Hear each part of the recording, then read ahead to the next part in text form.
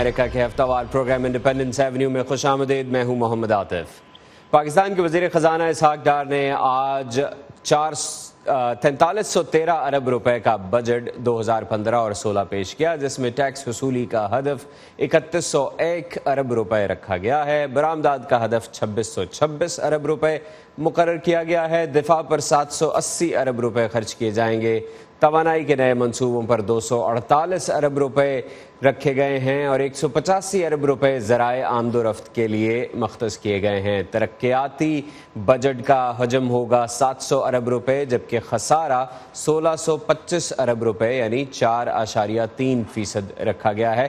لیکن یہ حقیقتاً 5.5% ہے، جسے کلیم کیا ہے فائنانس منسٹر نے کہ وہ بعد میں 4.3% تک لے آئیں گے. 2015-16 بجٹ حکومت کی پالیسی اور ترجیحات کے بارے میں کیا کہتا ہے؟ یہ بجٹ بے روزگاری اور افراط زر کو کم کرنے میں کس حد تک کامیاب ہوگا، گروتھ کس حد تک لے کر آئے گا؟ ان تمام امور پر بات کرنے کے لیے آج ہمارے ساتھ جو پینل آج کے پروگرام میں ہے، اس میں سب سے پہلے میں مسلم لیگ کے رکن قومی اسمبلی دانیال عزیز صاحب کا تعارف کراتا چلوں. وہ ہمارے ساتھ ہوں گے بجٹ کے بارے میں، حکومتی پالیسیز کے بارے میں ہمیں بریف کرنے کے لیے، ہمیں بتانے کے لیے. اور واشنگٹن میں مڈل ایسٹ انسٹیٹیوٹ سے وابستہ معیشت دان جناب زبیر اقبال صاحب ہمارے ساتھ اسٹوڈیوز میں شامل ہیں، اور ٹیلی فون پر پاکستان سے ہمارے ساتھ ہوں گے معاشی امور اور پالیسی امور کے ماہر فاروق سلیم صاحب، جبکہ کوشش کریں گے کہ ہم پروگرام میں آگے چل کر معیشت، فائنانس اور پالیسی سے متعلق دیگر مہمانوں کو بھی پروگرام میں شامل کریں. سب سے پہلے بات چیت کا آغاز کرتے ہیں دانیال عزیز صاحب سے. دانیال عزیز صاحب، بجٹ آپ کی حکومت نے پیش کیا ہے، تیسرا بجٹ پیش کیا ہے، اور یہ کلیم کیا ہے فائنانس منسٹر اسحاق ڈار نے کہ اب پاکستانی حکومت یعنی ان کی حکومت بجٹ کو گروتھ کی طرف لے کر جا رہی ہے. ریپیئر کے جو 2 سال تھے وہ ختم ہو گئے ہیں، اب اکانومی کو گروتھ کی طرف لے جایا جا رہا ہے. لیکن جو نمبرز ہیں وہ ابھی اس کلیم کو سپورٹ نہیں کرتے. انفلیشن بہت اوپر ہے، انٹرسٹ ریٹ نیچے ہے، اس کے ساتھ ساتھ ٹیکس نیٹ میں کوئی خاطر خواہ اضافہ نہیں ہو سکا ہے، اور جو ڈالر ٹو روپی کنورژن ہے وہ اس میں روپیہ جو ہے دیٹ از اپریشیٹڈ. تو اس سے یہ ہوگا کہ ایکسپورٹس اتنی زیادہ بڑھ نہیں پائیں گی، جبکہ امپورٹس ہی زیادہ رہیں گی. آپ کیسے ڈسکرائب کریں گے اس پالیسی کو؟ جی، میرے خیال میں اس آپ کے انالیسس میں ایک بات تھوڑی سی تشویشناک ہے، وہ یہ ہے کہ جو انفلیشن ریٹ ہے وہ ایکچولی بہت کم ہوا ہے. انفیکٹ یہ جو پچھلے 3-4 ماہ گزرے ہیں، اس میں یہ پچھلے 17 سال میں جو انٹرسٹ ریٹ ہے اور اس کے ساتھ جڑواں جو انفلیشن ریٹ ہے وہ ڈاؤن ایٹ 2.8 یا 3% ہے. تو یہ ایک بہت خوش آئند بات ہے. ہم ایک اسٹیگفلیشن کے دور میں تھے اس حکومت کو، جب حکومت کی باب دور سونپی گئی، تو اس سے جو اسٹیبلائزیشن کی گئی ہے وہ اس میں کوئی شک نہیں ہے. تمام دنیا اس کے اوپر یکساں ہے، چاہے وہ موڈیز ہو، اسٹینڈرڈ اینڈ پورز ہو، یا IMF ہو، ورلڈ بینک وغیرہ ہو. لیکن اس میں اب پاکستان کا جو اسٹرکچرل ڈومین ہے، جو ڈیفیکلٹیز ہے پاکستان کی، وہ آ گئی ہیں. اور اسٹرکچر سے میرا مراد 2 ہیں. ایک تو ہمارا بینکنگ سیکٹر ہے. ہمارا بینکنگ سیکٹر جو ہے تیار نہیں ہے پاکستان کے اوپر لانگ پوزیشن لینے کے لیے. اور جو بنینزا شوکت عزیز صاحب کر گئے تھے، جس میں کنزیومر ڈیوریبلز میں بینکوں کو کھپا دیا، نہ کہ پروڈکٹیو ایسیٹس میں انہوں نے انویسٹمنٹ کروائی، تو اس میں بہت سارے ڈیفالٹ ہو گئے. اور بینکس ابھی تک بھی جو ہے نا ایک ہیل کر رہے ہیں. اور ان کا طریقہ کار یہ ہے کہ گورنمنٹ کو انہوں نے بہت سارا قرضہ دیا ہوا ہے کمرشل بینکس نے، اور باقی جو ہے کچھ ٹریڈنگ میں اور ویٹ کی پرچیز میں، اس طرح کی چیزوں میں استعمال کر رہے ہیں. لیکن جو net loans to private sector ہیں وہ بہت کم ہیں. اور جب تک سے وہ ایکٹیویٹ نہیں ہوں گے اور نئے بزنسز اور نئے انٹرپرینوریل سورسز جو ہیں وہ فنڈ نہیں ہوں گے بینکنگ سسٹم کے ذریعے، تو پرائیویٹ سیکٹر مارکیٹ اکانومی کا جو جوہر ہے گروتھ کے حوالے سے وہ سامنے نہیں آ پائے گا. ایک بات یہ ہے. دوسری بات یہ ہے کہ پاکستان میں جو ایک پرینیل پرابلم رہی ہے وہ کسی ایک جماعت کے ساتھ جڑواں نہیں ہے، وہ پورے ساؤتھ ایشیا کی پرابلم ہے. اس کے کلونیل ایڈمنسٹریشن میں روٹس ہیں جو ابھی تک وہ ایک ہینگ اوور چل رہا ہے انڈیپینڈنس کے بعد بھی، اور وہ ہے ہمارا ٹیکس اسٹرکچر. ابھی پاکستان دنیا کا ایک سب سے زیادہ ورٹیکل فسکل امبیلنس رکھتا ہے. اس کا مطلب یہ ہے کہ مرکز ٹیکسز کلیکٹ کرتا ہے پھر وہ نیچے دیتا ہے. جو صوبے ہیں یا مقامی حکومتیں ہیں ان میں نہ ہونے کے برابر ٹیکسز ہیں. اور جب کہ یہ ڈیولوشن ہوئی اور 7th NFC ایوارڈ کے بعد بہت سارے پیسے جو ہیں صوبوں کو دیے گئے، تو بیشتر جو بوئنٹ ڈائریکٹ ٹیکسز ہیں بہت سارے وہ صوبوں میں ہیں، جس میں پراپرٹی ٹیکس ہے اور بے شمار ہیں. تو ان کو ڈیولپ کرنے کی ضرورت ہے. اور ہماری جو فسکل اسپیس ہے اس کو ہمیں انڈائریکٹ ٹیکسز سے, جو کہ ایک ود ہولڈنگ ٹیکس کی رجیم ہے یا کسٹم ٹیرف ہے یا سیل ٹیکس, یہ سب انڈائریکٹ ٹیکسز ہیں, ان سے ہٹ کے ہمیں انکم ٹیکس اور پراپرٹی ٹیکس اور ایسے ڈائریکٹ ٹیکسز میں جانا پڑے گا ان لیولز پہ جہاں پر یہ پیسے خرچے جا رہے ہیں. تو اس میں جو پاکستان کا ورٹیکل فسکل امبیلنس کم ہوگا اور ہماری فسکل جو ڈیفیسٹ ہے وہ کم ہوگا, اور جو ہماری گروتھ ہے بذریعہ بینکنگ یہ آگے بڑھ سکتی ہے. لیکن اس سارے کے کرنے کے لیے بہت ساری اسٹرکچرل چینجز اور ریفارمز ہمیں چاہیے. دانیال صاحب, آپ نے ذکر کیا ہے ان ڈائریکٹ ٹیکسز اور ڈائریکٹ ٹیکسز کا, تو آج کے بجٹ میں جو وزیر خزانہ صاحب نے تقریر کی ہے انہوں نے ڈائریکٹ ٹیکسز کا نیٹ بڑھانے کے لیے کوئی واضح پالیسی نہیں دی, ماں سوائے اس کے کہ انہوں نے یہ کہا کہ جو لوگ گوشوارے داخل کرائیں گے ان کو ریلیف دیا جائے گا, اور یہ پالیسی تو پچھلے سال سے چل رہی ہے اور اس کا کوئی بہت زیادہ فائدہ نہیں ہوا ہے. تقریباً 2 لاکھ افراد بڑھے ہیں ٹیکس نیٹ میں, جبکہ ان ڈائریکٹ ٹیکسز میں انہوں نے کہا کہ اس کو مزید بڑھایا جائے گا. تو یہ سولوشن تو نہیں دے پائے وزیر خزانہ. اس میں جی دیکھیں, آپ میری بات شاید آپ سمجھ نہیں پائے ہیں. جس وقت 7th NFC ایوارڈ ہوا تھا اس وقت ایک جو نیشنل فائنانس کمیٹی تھی اس نے ایک مستقل سیکریٹریٹ بنایا تھا, اور اس مستقل سیکریٹریٹ کے تحت جو تمام صوبے تھے انہوں نے اپنا ٹیکس نیٹ کا, جس میں جیسے میں نے پہلے بتایا بیسٹر ٹیکسز جو ہیں وہ ڈائریکٹ ہیں, وہ بڑھانے کا عندیہ دیا تھا. مثلا پنجاب نے 1.6% دیا تھا, سندھ نے کوئی 0.8% آف GDP میں بتا رہا ہوں, اسی طرح شاید 0.45% تھا جو KP نے کرنا تھا. تو یہ سب ملا کے کوئی 3-4% آف GDP تمام صوبوں نے اپنا اپنا حصہ ڈال کے 7th NFC ایوارڈ کے بعد, تو یہ ایک جو ورٹیکل فسکل امبیلنس ہے اس کو کم کرنا تھا. اور لیکن افسوس سے کہنا کہ یہ ہے کہ کوئی بھی صوبہ جو ہے وہ اس کے اوپر پورا نہیں اتر سکا. لیکن یہ ہوا ہے کہ جو ایڈیشنل پیسے ملے فیڈرل گورنمنٹ سے NFC ایوارڈ میں, وہ ڈیولپمنٹ میں اور مختلف اور سروسز میں ضرور انہوں نے استعمال کیے, اور اس کا فرق بھی پڑا. تو میں آپ سے یہ کہہ رہا ہوں کہ یہ صرف مرکزی حکومت کی ذمہ داری نہیں ہے, اور میں سمجھتا ہوں کہ یہ جو NFC کا ایوارڈ ابھی ڈیلے ہوا ہے 1 سال کے لیے, یہ ساروں نے مل کے فیصلہ کیا ہے, اس میں شاید یہی وجہ تھی کہ جب تک یہ فارمولا کے انسینٹیوز NFC ایوارڈ میں ڈالے جائیں کہ جو صوبے اپنا ٹیکس کلیکشن بہتر کرتے ہیں ان کو جو ہے NFC ایوارڈ میں سے حصہ زیادہ ملے, اس طرح کا نظام پاکستان کو بنانا پڑے گا. نہیں تو کوئی انسینٹیو نہیں ہے صوبوں کے لیے. جو پیسے مانو سلوا کی طرح اوپر سے آ رہے ہیں وہ خرچنے میں وہ شیئر ہیں, لیکن جب اپنا حصہ لینے جاتے ہیں اور جو اکاؤنٹیبلٹی ہے پروونشل ڈیموکریٹک گورنمنٹس کی, وہ بذریعہ ٹیکس ہی پیدا ہوتی ہے. تو یہ ایکویشن جو ہے ابھی پاکستان میں آنا ہے. اگر آپ محض فیڈرل گورنمنٹ کا بجٹ دیکھیں تو جو 18th امینڈمنٹ کے بعد جو بیشتر فنکشنز جو ہیں بڑے ایکسپینڈیچر والے, جو ایجوکیشن ہے, ہیلتھ ہے, ایگریکلچر ہے, یہ سب ڈیوالو ہو چکے ہیں.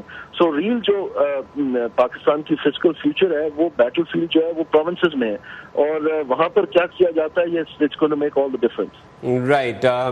زبیر صاحب, دانیال صاحب نے بڑا بریفلی بڑا کمپریہنسولی بریف کیا ہے فیڈرل گورنمنٹ کے بجٹ کو, اور یہ بھی بتایا کہ کنسٹرینٹس کیا ہیں. جیسے انہوں نے صوبوں کا ذکر کیا ہے کہ اب ٹیکس کلیکشن صوبوں کی بھی ذمہ داری ہے, اور صوبائی حکومتوں کی اگر اوور آل کارکردگی کا جائزہ لیا جائے تو پاکستان میں صوبائی حکومتیں ہمیشہ کمزور رہی ہیں, ان کی پرفارمنس اچھی نہیں رہی ہے, اور خاص طور پر چھوٹے صوبوں کی پرفارمنس کے حوالے سے تو بہت زیادہ سوالات ہمیشہ اٹھتے رہے ہیں. لیکن خسارہ اب 5.5% ہے, 4.3% پر کب آئے گا, کب تک آئے گا, اس کے بارے میں ہم نہیں جانتے. یہ بجٹ انہی لائنز کو دوبارہ سے ڈرا کر لیا گیا ہے جو لائنز پہلے سے لگی نظر آتی ہیں, کوئی نئی چیز اس میں ایڈ نہیں ہوئی ہے. ہاں, اچھی چیزیں یہ ہوئی ہیں کہ انڈسٹری کو ریبیٹس دیے جا رہے ہیں, ایگریکلچر کو ریبیٹس دیے جا رہے ہیں, ریئل اسٹیٹ کو ریبیٹس دیے جا رہے ہیں, کیونکہ یہ جاب کریشن میں ان کا بہت بڑا رول ہے. دیکھیے, سوچنا یہ ضروری ہے کہ آیا اسی طریقے سے پالیسی چلائی جاتی ہیں کہ ان کو ٹیمپرری ریبیٹس دے دیے جائیں یا نہ دے جائیں. ملک کے جو آبجیکٹیوز ہیں وہ تو ہمارے سامنے ہیں کہ گروتھ بڑھانی ہے, کیونکہ اس کی وجہ سے امپلائمنٹ بڑھے گی اور اسی وجہ سے لوگوں کی ویل بینگ بڑھے گی اور انکم انکوالٹی کم ہوگی, یہ میں مانتا ہوں. لیکن ابھی یہ اکانومی اس مقام تک نہیں پہنچی کہ اس کو اسٹیبلائزیشن کے موڈ سے اتار کر گروتھ موڈ پہ چلا دیا جائے. یہ جو آپ اس وقت ڈیفیسٹ کو بڑھا رہے ہیں اس کے بہت سے نقصانات ہوں گے.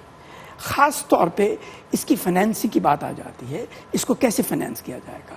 جیسے ہی فائنینس کیا جائے گا، اگر آپ اس کو بینکنگ فائنینس نہیں کرتے، چاہے آپ نان بینکنگ فائنینسنگ بھی کیجئے، اس کی وجہ سے دو مشکلات پیدا ہو جاتی ہیں. ایک تو افراط زر بڑھتا ہے، انفلیشن بڑھتی ہے، اور اس کے ساتھ ساتھ جو ایک دوسری اہم بات ہے وہ یہ کہ پرائیویٹ سیکٹر کے پاس کریڈٹ کی کمی اور ہو جاتی ہے، اور پرائیویٹ سیکٹر کی سیونگز جو ہیں وہ کم ہو جاتی ہیں، پھر وہ انویسٹ نہیں کر سکتے. اگر وہ انویسٹ نہیں کر سکتے تو اوور آل جو انویسٹمنٹ لیول ہے وہ نہیں بڑھتا. اگر وہ نہیں بڑھتا تو وہ گروتھ نہیں بڑھے گی. تو اس لیے اس بجٹ کو آپ کو اس طریقے سے دیکھنا ہوگا کہ آیا یہ وقت درست تھا کہ اس کو ایکسپینشنری بنا دیا جائے، نمبر ایک. دوسرا بات یہ تھی کہ اگر اس کو ایکسپینشنری بنانا تھا تو اس کے ساتھ دوسری پالیسیز کو امپلیمنٹ کرنے کی کیا ضرورت تھی. جیسے کہ آپ کو معلوم ہے جو بجٹ جو ہوتا ہے وہ ایک ملک کی پالیسی اسٹیٹمنٹ ہوتی ہے، اس میں آبجیکٹیوز بتائے جاتے ہیں، پھر پالیسیز بنائی جاتی ہیں جو ان آبجیکٹیوز کو حاصل کرنے کے لیے استعمال کی جاتی ہیں. اب جو آبجیکٹیوز بنائے گئے ہیں ان کا پالیسیز جو امپلیمنٹ کی جا رہی ہیں ان کے ساتھ کوئی خاص تعلق نظر نہیں آتا. اس کی وجوہات 3-4 ہیں. ایک تو بیسک بات یہ ہے کہ آپ نے گروتھ تو بڑھا دی لیکن آپ اس کے ساتھ ساتھ انویسٹمنٹ نہیں بڑھا رہے، انویسٹمنٹ کا لیول وہی رہا ہے. تو ایسی کنڈیشن میں اگر پروڈکٹیوٹی نہیں بڑھتی تو آپ وہ گروتھ کیسے حاصل کریں گے؟ لیکن انویسٹمنٹ کے لیے زبیر صاحب انسینٹیوز تو دیے جا رہے ہیں نا. اب جیسے انڈسٹری کے اوپر فار ایگزامپل KPK میں جتنی بھی انڈسٹری 2018 تک لگائی جائے گی اس پہ 5 سال تک کوئی ٹیکسز نہیں ہیں. اس کے علاوہ جو برآمدات ہیں، خاص طور پر زرعی برآمدات ہیں، اس میں بہت زیادہ چھوٹ دی گئی ہے. خاص طور پر افغانستان اور افغانستان کے راستے سینٹرل ایشیا کو جو ایکسپورٹس کیے جانے ہیں اس کے اوپر ڈیوٹیز کو کم کیا جا رہا ہے، اور یہ ایک بہت اچھی بات ہوئی ہے کہ نہیں دیکھیے یہ ٹیمپرری قسم کے میجرز ہیں، یہ ایڈ ہاک میجرز ہیں. آپ اس مقام تک پہنچ چکے ہیں جب آپ کو پرماننٹ اسٹرکچرلی اسٹیبل قسم کے میجرز استعمال کرنے ضروری ہیں. مثلا اس وقت پاکستان میں جو روپیہ ہے اس کی قیمت غلط ہے، وہ اپریشیٹ ہو چکا ہوا ہے. آپ اس اپریسیشن کو ختم کرنے کے بجائے آپ ریبیٹس دے رہے ہیں ایکسپورٹس ہونے کے لیے، یہ تو غلط بات ہے. اس کا مطلب یہ ہوا کہ وہ ریبیٹس کو کوئی نہ کوئی فائنینس تو کرے گا نا، تو کہیں نہ کہیں سے وہ پیسے آئیں گے ان کو فائنینس کرنے کے لیے. تو جس کا مطلب یہ ہے کہ آپ نے ریسورس ایلوکیشن کو غلط کر دیا. آپ ایکسچینج ریٹ کو فکس کرنے کے بجائے دوسرے ہتھ کنڈے استعمال کر رہے ہیں. وہ ہتھ کنڈے ایسے ہیں جس کی وجہ سے انکم جو ریسورس ایلوکیشن وہ خراب ہو جاتی ہے، جس کا مطلب یہ کہ آئندہ آپ کی گروتھ نہیں بڑھے گی. لیکن ایکسچینج ریٹ کو اگر فکس کیا جائے، جیسے کہا جاتا ہے کہ تقریباً 20 روپے زیادہ ہے روپے کا جو ریٹ ہے ڈالر کے 115 120 ہونا چاہیے. ہاں جی، تو اگر وہ اس کو ایڈجسٹ کر دیا جائے تو اس سے بھی تو بزنس کے اوپر ڈائریکٹ افیکٹ آئے گا. دیکھیے امپورٹرز، خاص طور پر جو پاکستان کی ایسی انڈسٹری ہے جس کا دار و مدار امپورٹس پر ہے، ان پر ڈائریکٹ افیکٹ ہوگا اس کا. دیکھیے پر بات یہ آ جاتی ہے کہ اگر وہ کمپیٹیٹیو ہی نہیں ہیں، اگر ان کو سستی امپورٹس کی ضرورت ہے جس کی وجہ سے وہ چل سکتے ہیں، تو اس سے بہتر یہ کو بند کر دی جائیں. کیونکہ یاد رہے کہ اگر وہ اس قسم کی آپ ان کو سپورٹ دیتے رہے، اس سپورٹ کو فائنینس کرنے کے لیے آپ کو کہیں نہ کہیں سے پیسے تو لانے پڑیں گے نا. یہ مفت کا تو سپورٹ نہیں ہو جاتی نا. تو اس کا مطلب ہے کہ غریب جو ہے وہ زیادہ پیسے دے گا. یہ غلط بات ہے. یہ آپ جب غلط قسم کا ایکسچینج ریٹ استعمال کرتے ہیں تو اس کو فائنینس کرنے کے لیے آپ کو کہیں نہ کہیں سے پیسے ضائع کرنے ضرور ہوں گے. وہ کہاں سے آئیں گے؟ دانیال صاحب، حکومت پیسے کہاں سے لائے گی؟ یہ خسارہ کسی ذریعے سے تو پورا ہونا ہے. جی ابھی تک تو یہ ہوتا رہا ہے جی، اور پچھلی حکومت نے تو بالکل ہر حد جو ہے وہ توڑ دی تھی، جس میں ہمارے پاکستان میں ایک فسکل رسپانسبلٹی اور ڈیٹ لمیٹیشن ایکٹ ہے، جس میں یہ کہا ہے کہ جو 7% سے زیادہ GDP سے اگر قرضہ چلے جائے تو پھر اس میں آپ کو سیکشن 9 کے تحت ایک 3 سالہ فارمولا دینا پڑے گا کہ اس کو واپس 60% سے نیچے لے کے آیا جائے. اور ماضی کی حکومت میں کچھ لوگوں کی کیلکولیشن ہے کہ وہ 67% تک چلا گیا تھا. آج کل وہ 63-64% پہ باقاعدہ بتایا جا رہا ہے آفیشیل ڈاکیومنٹس میں. تو اس میں یہ ہے کہ وہ پیسہ جو ہے ڈیٹ جو ہے وہ کمرشل بینک سے لیا جا رہا ہے. جون 1 2013 اسٹیٹ بینک کی رپورٹ ہے کہ جو نیٹ لینڈنگ تھی تمام کمرشل بینکنگ سیکٹر کی پرائیویٹ سیکٹر کو وہ 0 تھی. اس کا مطلب یہ ہے کہ جتنے پیسے بینکس سود میں یا مارک اپ میں واپس لے رہے تھے اتنے ہی وہ لینڈ کر رہے تھے. اس کا مطلب ہے کوئی نئی رقم کی انویسٹمنٹ یا کھپت نہیں ہو رہی تھی پرائیویٹ سیکٹر میں. تو اس کو فائنینشیل ڈس انٹرمیڈیشن کہتے ہیں. یہ ورسٹ پاسبل سینیریو ہو سکتا ہے کسی بینکنگ اسٹرکچر کے لیے. تو اس کی وجہ یہ ہے کہ بینکس کے پاس جتنی لیکوڈیٹی تھی وہ گورنمنٹ لے رہی تھی، کیونکہ گورنمنٹ کو اپنا خسارہ فائنانس کرنا تھا. یہ اچھی بات ہوئی کہ انہوں نے نوٹ نہیں چھاپے، لہٰذا غریب کے اوپر اتنا پریشر نہیں پڑا، کیونکہ نوٹ چھاپنے سے بہت ہائی انفلیشن ہو جاتی ہے، مہنگائی بہت زیادہ ہو جاتی ہے. تو اب آپ دیکھ رہے ہیں اس کا رزلٹ یہ ہے کہ مہنگائی جو ہے وہ نیچے آ کے CPI جو 2.8% پہ آ رہی ہے، SPI نیچے آ گئی ہے، ہول سیل پرائس انڈیکس نیچے آ گئی ہے. لیکن وہ بھی جو ہے کراؤڈنگ آؤٹ جو اگر میکسملسٹ ہو جائے تو پھر آپ کی گروتھ سٹنٹ ہو جاتی ہے. تو ابھی پاکستان کے لیے لازم ہے کہ وہ پیسے جو ہیں وہ 60% کی جو ہدف دیا ہوا ہے اس قانون میں، fiscal responsibility debt limitation act میں، وہ واپس کریں. وہ تقریباً اگر 4-5% آپ دیکھیں تو وہ 2-3 ہزار ارب روپے بنتا ہے. تو سوال پاکستان کے مستقبل کا یہ ہے کہ اگر گورنمنٹ کامیابی سے اپنے ٹیکس میجر سے یا اور میجر سے، سیونگ سے، وہ یا نئی انویسٹمنٹ باہر سے لا کے وہ 2-3 ہزار ارب روپیہ واپس کر دیتی ہے بینکس کو، اگر بینکس نے پھر اپنے بازو ٹنگے ہوئے ہیں کہ انہوں نے یہ ہونڈا اور یہ سوزوکی اور یہ ٹویوٹا ہے جب وہ لیز کر کے اور وہ پیسے جو ہے استعمال کرنے، جیسے شوکت عزیز صاحب کے دور میں 600 ارب روپے کی ہم نے ہونڈا اور سوزوکیاں خریدنی، جب ایک ریسورس کریڈٹ اسکیئرس کنٹری کے میں جو پروڈکٹیو انویسٹمنٹ کرنی تھی وہ اس طرف کر دی ہم نے، تو وہ ایکسپورٹس بہت بڑھ گئے.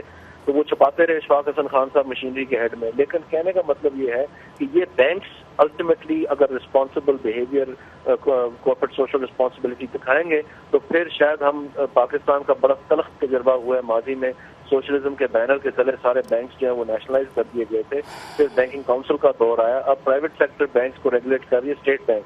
تو اگر انہوں نے بیلنسڈ انویسٹمنٹ نہ کی اور کسی طرح سے اپنا ذمہ داری استعمال کر کے، بجائے کہ صرف یہ لڑائی لگی رہے گولف کورسز کے اوپر کہ کیڈی کم ہو گئے ہیں کیونکہ بینکر سب فارغ ہو جاتے ہیں 11 بجے کے بعد ٹیلی فون کر کے فنانس ڈپارٹمنٹ کے ہمارا چیک آ کے نہیں آ رہا اور اسٹیٹ بینک کو. تو یہ بہت بڑا مسئلہ ہے پاکستان کے لیے. اور اصل میں یہ جو گروتھ کا ایک market, private sector market economy میں آپ کی جو انویسٹمنٹ ہے اگر اس کو صاف صاف دیکھا جائے تو وہ آپ کا ڈومیسٹک بینکنگ سسٹم ہے جس نے نئے ایونیوز اور اسمال اینڈ میڈیم انڈسٹریز اور انٹرپرائزز اور جو مختلف قسم کی انویسٹمنٹس ہیں، کیپٹل انویسٹمنٹس کرنی ہے تو وہ گرو کرتے ہیں اکانومی کو. اگر وہ بالکل دروازہ بند ہے تو پھر یہ بہت مشکل ہو جائے گا. جی زبیر صاحب. دانیال صاحب نے جو فرمایا درست فرمایا. بات یہ ہے کہ یہ جو ایشوز ہم دیکھ رہے ہیں یہ صرف بینکنگ سیکٹر کے ایشوز نہیں ہیں، یہ پوری اکانومی کے ایشوز ہیں. جسے میں نے پہلے عرض کیا، ایک تو ایکسچینج ریٹ غلط ہے جس کی وجہ سے ریسورس ایلوکیشن خراب ہوتی چلی جا رہی ہے. اس کے ساتھ ساتھ ایک بات یہ بھی ہے کہ پاکستان میں کوئی کوشش نہیں کی جا رہی کہ آپ ریونیو بڑھائیں. جب تک آپ ریونیو نہیں بڑھائیں گے، پبلک سیکٹر سیونگز نہیں بڑھیں گی، اس وقت تک آپ انویسٹمنٹ بڑھا نہیں سکتے. جب تک آپ انویسٹمنٹ نہیں بڑھا سکتے آپ گروتھ کو بڑھا نہیں سکتے.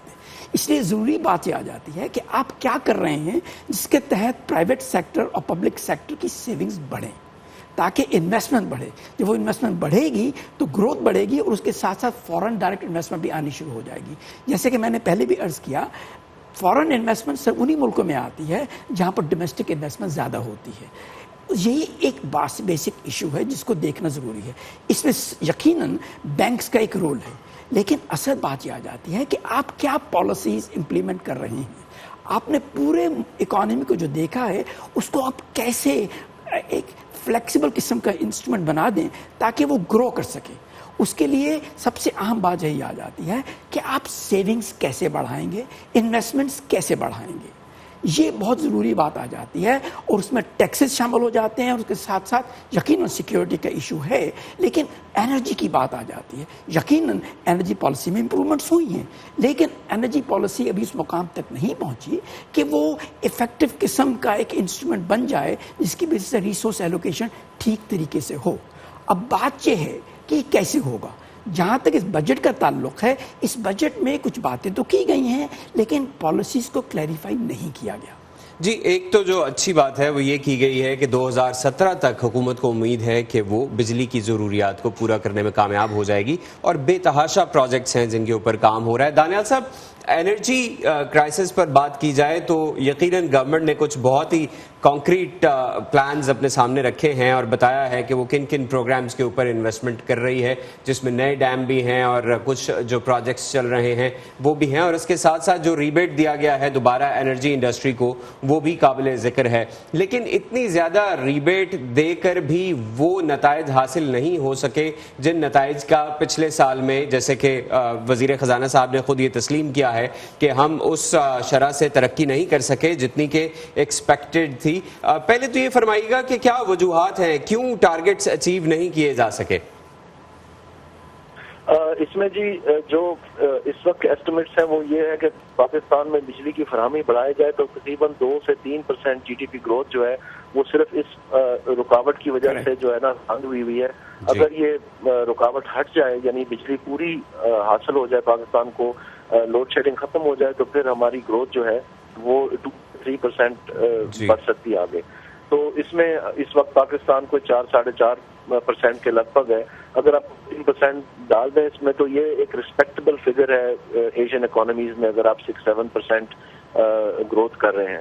لیکن جیسے میں نے پہلے کیا آپ کو عرض کہ یہ بھی اگر آپ کر لیں اور آپ کی جو بینکنگ سیکٹر ہے اور وہ سکھ رہے، اور جو آپ کی میکرو اکنامک فنڈامنٹلز ہیں جس میں آپ کا ایکسٹرنل انٹرنل بیلنس جو کہ ایکسچینج ریٹ اس کا ایک نمایاں ہدف ہے، تو اگر وہ بیڈلی پرائسڈ ہے جیسے فرما رہے ہیں اقبال صاحب، تو اس میں ایشوز ہیں. لیکن اس میں بھی ٹریڈ آفس ہیں جی، اتنا کٹ اینڈ ڈرائی نہیں ہے جیسے فرما رہے ہیں. پاکستان کا ایک بہت بڑا فورن ڈیٹ بل ہے. اگر 1 پوائنٹ موومنٹ ہو جائے ایکسچینج ریٹ میں تو وہ تقریباً 20 سے 25 بلین روپیز میں ڈیٹ سروسنگ بڑھ جاتی ہے. تو اگر آپ یہ کہتے ہیں کہ اس کو 20% یا 20 یا 15 روپے جیسے فرما رہے ہیں کہ اس کو ہلا دیں، تو پھر آپ کو تقریباً 200 ارب روپیہ 300 ارب روپیہ ہر سال مزید چاہیے ہوگا کہ آپ وہ جو آپ کے قرض ہیں انٹرنیشنلی وہ آپ واپس کریں. دوسری جانب یہ ہے کہ جو مقامی سطح پر قرضہ لیا گیا ہے اس میں جو آپ کی انٹرسٹ ریٹ کی اگر موومنٹ ہو تو وہ بھی تقریباً 20 ارب روپیہ 1 پوائنٹ آف انٹرسٹ بڑھائیں تو وہ یہاں پر ڈومیسٹک بینکس کو آپ کا بڑھ جاتا ہے.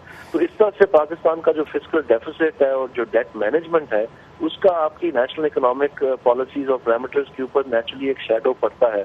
وہ اس حکومت نے نہیں کیا، وہ جمع ہوتا آ رہا ہے بہت سارے سالوں سے، اور بہت سارا جو اس کا نقصان ہے میں پھر سے ذمہ دار ٹھہراؤں گا وہ شوکت عزیز صاحب کے آخری سال ڈیٹ تھے، اور پھر اس کے بعد پیپلز پارٹی میں تو ہر حد جو ہے وہ آگے بڑھ گئے.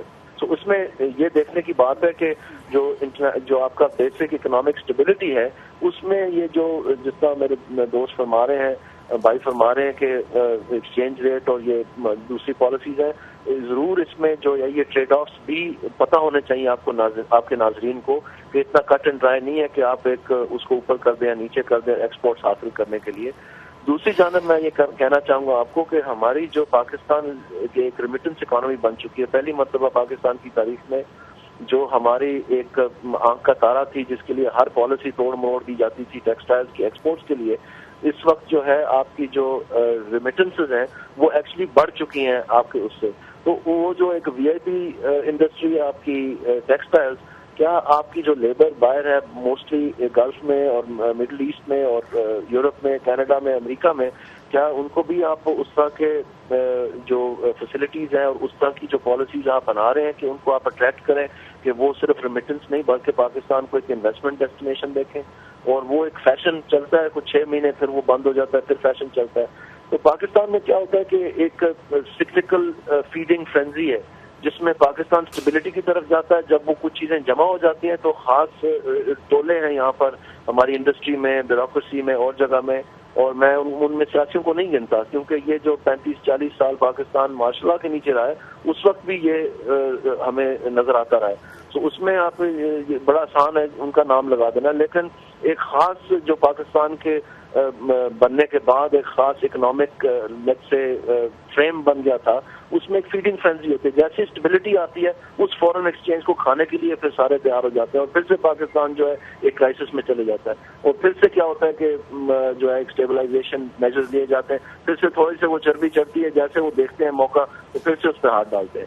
تو اس میں اسی لیے آپ کو کہہ رہا ہوں کہ پاکستان کا مستقبل اس وقت پتہ چلنا ہے جب گورنمنٹ نے اپنا ڈیٹ فسکل رسپانسبلٹی اور ڈیٹ لمیٹیشن ایکٹ کے تحت पैसे बैंकों को वापस किए, वो बैंक उन पैसों के साथ क्या करते हैं उसमें पाकिस्तान का मुस्तकबिल तय होना है। ये तो एक अच्छी खबर है और अच्छी बात भी है, और हुकूमत ने ये भी कहा है कि वो अब कमर्शियल बैंक्स से भी पैसा नहीं लेगी, जबकि पहले कमर्शियल बैंक्स अपने जितने भी फाइनेंसेस थे उनका एक बड़ा हिस्सा वो हुकूमत बोरोइंग के लिए इस्तेमाल कर रही थी, विच वुड ट्रांसलेट इनडायरेक्टली और डायरेक्टली टू प्राइवेट सेक्टर, जो कि एक अच्छी बात है। इसके साथ साथ अब थोड़ा सा मैं चाहता हूँ कि हम तज्जिया करें। पाकिस्तान ने अपने दिफाई अखराजात रखे हैं 780 अरब रुपए, which is absolutely mandatory, because Pakistan 2 जंगें मुल्क के अंदर, 2 जंगें तो नहीं, बहरहाल कॉन्फ्लिक्ट्स हैं जिनके ऊपर बहुत ज़्यादा अखराजात हो रहे हैं, और फिर पाकिस्तान के सरहदी ज़रूरियात भी हैं। एक चीज़ जो कि मुझे दानियाल साहब, एंड देन अगेन, हालांकि ये सूबाई हुकूमतों की जिम्मेदारी है अब हेल्थ एंड एजुकेशन ख़ास तौर पर, लेकिन जो HEC के प्रोग्राम्स हैं, PhD डिग्री करने वाले सरकारी मुलाजमीन को हर माह 10,000 इजाफी अलाउंस दिया जाएगा, लेकिन सिर्फ सरकारी मुलाजमीन को, यानी प्राइवेट सेक्टर में जो PhDs हैं, जो रिसर्च एंड डेवलपमेंट का काम कर रहे हैं, उनके लिए इंसेंटिव्स हुकूमत की तरफ से नहीं है।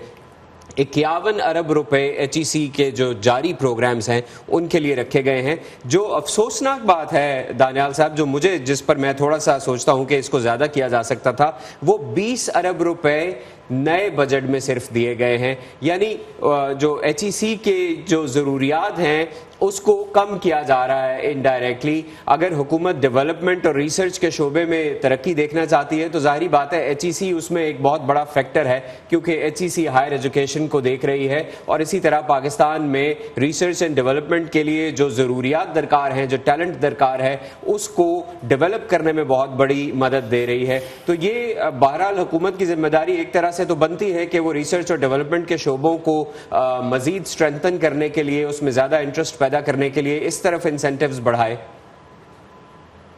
जी बिल्कुल, मैंने जो बजट स्पीच पढ़ी है उसमें तो 78 बिलियन लिखा हुआ था, लेकिन जैसे ये वीकेंड हमें मिलेगा, क्योंकि अभी ताज़ा ही बजट अनाउंस हुआ, तो उसको हम सारे को स्टडी करेंगे और बेहतर पोजीशन में होंगे कि हम उसके ऊपर क्लियरली कमेंट करें, उसकी डिटेल भी सामने आ जाएगी। आज तो सिर्फ अनाउंसमेंट्स हुई हैं, लेकिन इसमें कोई शक नहीं कि एक स्ट्रगल भी जारी है पाकिस्तान में। आपको ये पता होगा कि 18th अमेंडमेंट के बाद जो सूबे हैं उन्होंने भी हर सूबे में तकरीबन हायर एजुकेशन कमीशन बना ली है, और उसके लॉज और एक्ट्स और उसके जो कमीशन हैं वो भी कायम कर लिए हैं, और वो भी उनको फंड कर रहे हैं। सो आई थिंक इसको वन ऑफ सिर्फ फेडरल HEC को नहीं देखना चाहिए। जब आप ओवरऑल नेशनल इन्वेस्टमेंट देखेंगे इसमें तो शायद वो उससे पहले से बढ़ जाए, लेकिन मैं समझता हूँ कि एक स्ट्रक्चरल, चूंकि हम ये बात कर रहे हैं, तो बहुत बड़ा स्ट्रक्चरल प्रॉब्लम एक ये भी है पाकिस्तान का कि जो हमारी ब्यूरोक्रेसी है वो यूनिटरी है, जो कि 1954 में यूनिटरी बन गई थी, और हमारा कॉन्स्टिट्यूशन जो है वो फेडरेटेड है। इसलिए जब हम डिवॉल्व करते हैं, चाहे वो प्रोविंस टू लोकल गवर्नमेंट हो या वो फेडरल टू प्रोविंस हो, तो उसमें जो हमारा ग्रेड स्ट्रक्चर है, मेन हमारी बैकबोन का APUG, all Pakistan unified group, उनके ग्रेड्स जो हैं वो इस चीज को पसंद नहीं करते हैं, क्योंकि 22वां ग्रेड सिर्फ इस्लामाबाद में है। तो अगर आप इख्तियारात दे दें दूसरे ग्रेड्स को, यानी 18-19 ग्रेड को, तो फिर वो ये बड़ी तकलीफ दे होती है इनके लिए। तो एक सेंट्रलाइज राइट। दानियाल साहब, हमारे पास वक्त कम है, मैं गुफ्तगू में जुबैर साहब को शामिल करना चाहूंगा। जुबैर साहब, दानियाल साहब ने जाहिर बात है जिन चीज़ों की तरफ इशारा किया है वो आज से नहीं, जब से पाकिस्तान मार्ज़ वजूद में आया है उस वक्त से ये चीज़ें बढ़ती गई और आज भी मौजूद हैं। क्या देखते हैं आप अगले 1 साल में क्या टारगेट्स होने चाहिए? अब देखिए, सबसे अहम टारगेट तो ये होना चाहिए कि पहले जो स्टेबिलिटी हुई थी मुल्क में उसको स्टेबलाइज किया जाए, उसको सस्टेन किया जाए। उसके बाद फिर सोचा जाए कि हाँ, हमने ग्रोथ कैसे करनी है, उसके लिए हमें रिसोर्सेज कहाँ से आएंगी, वो रिसोर्सेज कैसे पैदा होंगी, टैक्सेस बढ़ाने की ज़रूरत है, एक्सपेंडिचर को रैशनलाइज करने की ज़रूरत है, उसको कैसे किया जाए, और उसके साथ साथ जो प्राइसेस हैं जिनमें सबसे अहम एक्सचेंज रेट है उसको कैसे फिक्स किया जाए। उसके साथ साथ आपको जो इंडस्ट्रियल एग्रीकल्चर रेगुलेशन को इम्प्रूव करना होगा। जो जहाँ तक प्रोविंसेस का ताल्लुक है उनके ऊपर स्ट्रिक्ट बजट कंस्ट्रेंट लगाना बहुत ज़रूरी है, वरना इम्प्रूवमेंट नहीं होगी। तमाम दुनिया में ये देखा गया है, इसलिए जितनी जल्दी हो सके उसको इम्प्लीमेंट करना शुरू हो जाना चाहिए।